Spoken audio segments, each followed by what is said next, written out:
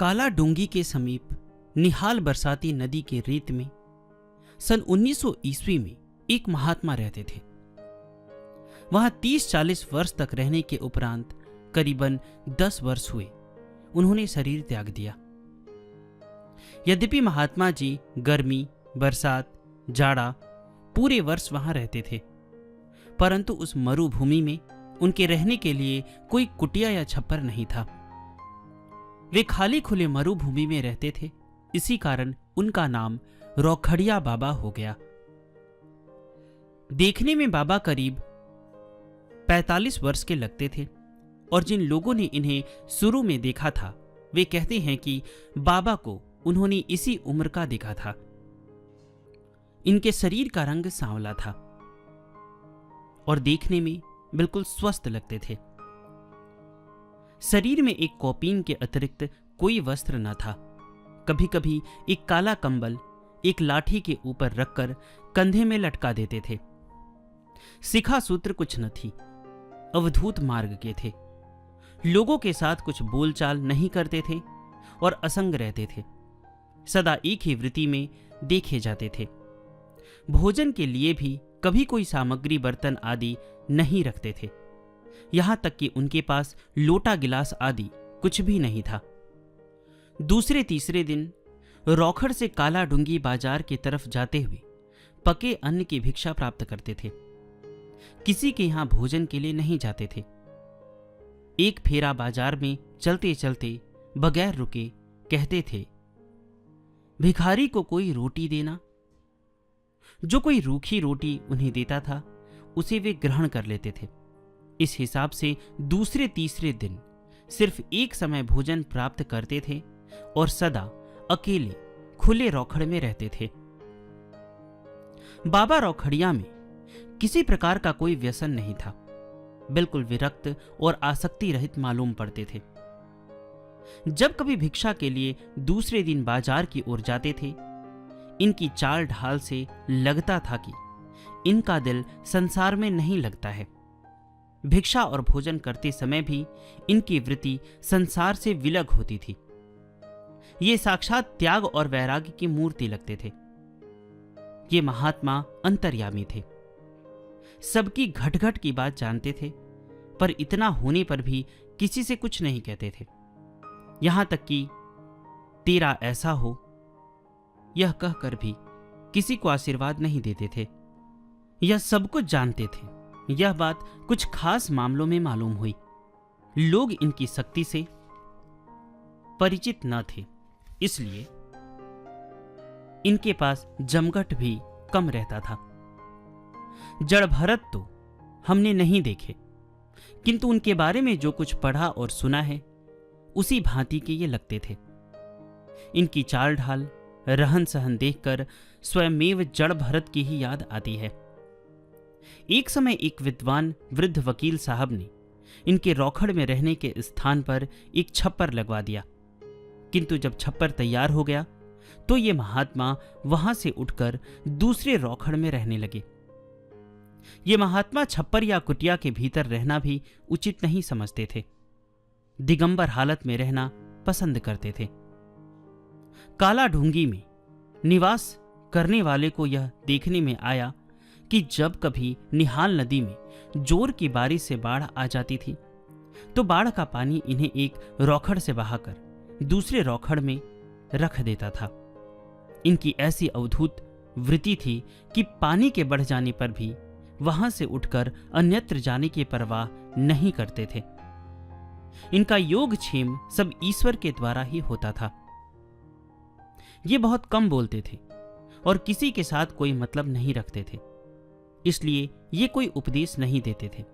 इनका दर्शन करने मात्र से ही विचारवान व्यक्तियों को वैराग्य होकर ईश्वर का ध्यान हो जाता था और मन में यह प्रश्न उठता था कि हम इस संसार में किस लिए आए हैं।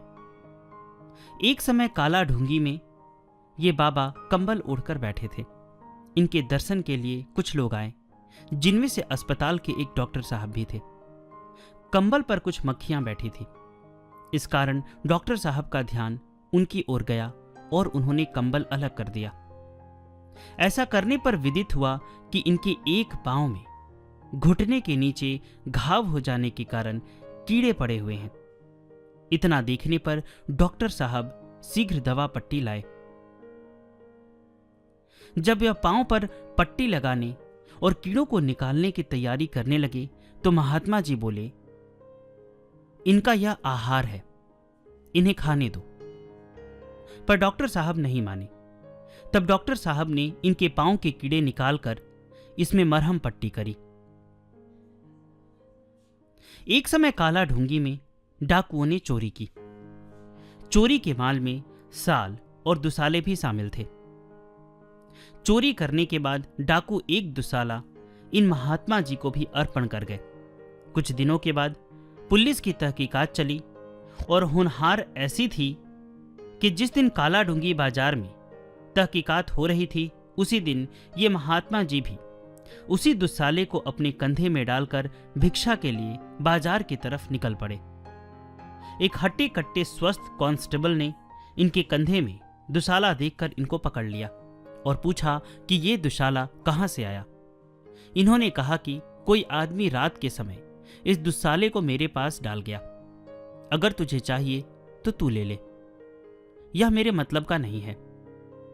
इनके ऐसा कहने पर पुलिस वाले ने कहा कि तू डाकुओं के साथ मिला हुआ है, और इनके मुंह पर एक जोर का थप्पड़ मार दिया। थप्पड़ लगने पर महात्मा जी खिलखिलाकर हंस पड़े। हंसने से पुलिस वाले ने नाराज होकर एक जोर का और थप्पड़ मार दिया। वे महात्मा फिर खिलखिलाकर हंस पड़े। इतना होने पर वहां भीड़ लग गई और उन्होंने पुलिस वाले को थप्पड़ मारने से रोक दिया। इसके बाद वह स्वस्थ जवान पुलिस वाला अकस्मात बीमार होकर तीसरे दिन काला ढूंगी में ही मर गया। इन उपर्युक्त बातों से स्पष्टतया इन्हें विरल सन्यासी कहा जा सकता है।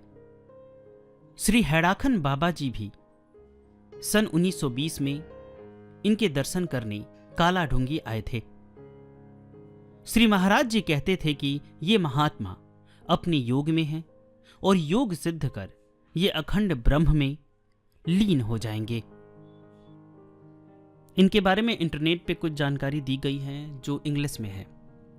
कभी कभी मैं सोचता हूं कि इतनी उच्च उच्च कोटि के संत हुए हैं, बहुत सारे ऐसे संत हैं जिनके बारे में मैंने देखा है कि हिंदी में कोई भी जानकारी नहीं है इंटरनेट पे, कहीं भी नहीं। कुछ कुछ ऐसे संत हैं जिनके बारे में हिंदी में कुछ भी नहीं लिखा गया, जबकि जन्म उनका यहीं हुआ। उनके बहुत सारे भक्त हुए जो हिंदी भाषी भी थे और फॉरेनर आए। सोचिए कि उन पे भगवान की कैसी कृपा है कि उन्हें इनके बारे में पता चला और उन्होंने बुक भी लिख दिया और इंटरनेट पे कहीं ना कहीं इनकी जो जीवनी है उन्होंने बचा कर रखी है। मैं किसी की तारीफ नहीं कर रहा हूं और ना ही किसी की बुराई कर रहा हूं।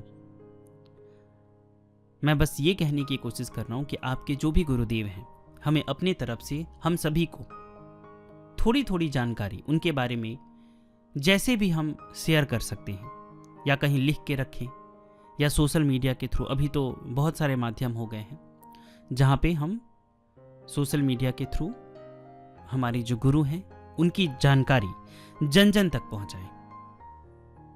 अगर आप हमारी इस कार्य को सपोर्ट करना चाहते हैं तो आप लोगों से एक विनम्र निवेदन है कि मैंने एक ऑडियो बुक का ग्रुप बनाया है जहाँ पे अभी करीबन 150 ऑडियो उपलब्ध हैं।